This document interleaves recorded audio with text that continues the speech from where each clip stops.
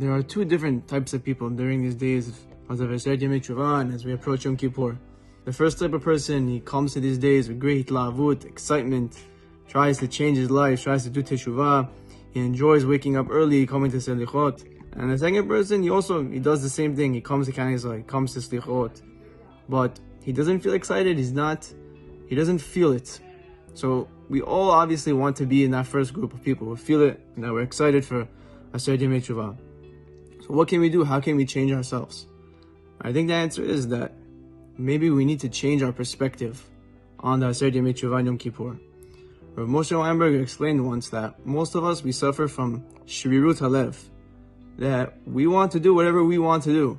We want to eat what we want to wake up when we want to wear what we want, and it's hard to accept upon ourselves the entire Torah in just 10 days in Yom Kippur to change our whole lives. So a story I heard once in the name of Rav Moshe Pincus, that there was once a rabbi in Israel that he was set to give a big speech in a local shul, and he came, and only one guy came to the shul. So he sits down with this one guy, and he says, I had a whole thing planned, but I'm just going to teach you one thing. And he taught him how to do Netilat Yadayim in the morning. And the halachot of Netilat Yadayim, 3 water on one hand, 3 water on the other hand, and that's all he taught him.